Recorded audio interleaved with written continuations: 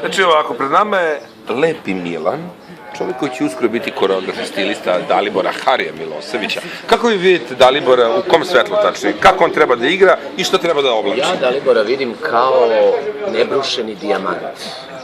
Potencijal ima. Malo ćemo morati da poradimo na dužini kose. Tako je. Ono što sam zadovoljan jeste njegova figura, ali gej pokreti, to mora da se izbaci.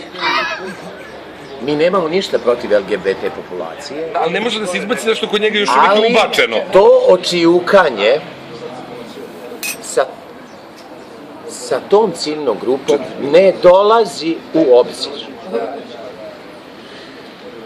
Što se tiče njegovog stila garderobe? Imitiranje i gestikulacija poznate grupe Rammstein takođe ne dolazi u obzir. U baletskom maniru.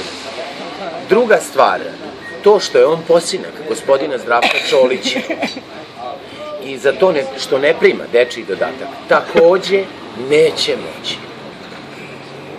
Od sada padaju rigorozne mere, novi režimi, molim vas gospodine Filipe da se uključite, da zajedničkom akcijom, kao i gospođica Marijana, da poradimo na odabiru kompozicija koje će se u budućem periodu izvoditi, jer ovo je doteralo cara do duvara. Potpuno se slažem, mislim da bi za početak Dalibor trebao da peva, na primer, nešto od grupe 7 Up. I Dragan Laković dolazi u obzir. Take That takođe. A da imitira baletana Konstantina Kostjukova. Kostjukova, SNP, Novi Sad. Odlično. Krcko Oraščić. Krcko Oraščić kao novogodišnja predstava baletske škole. I Barbika i Ken za decu. Tako je.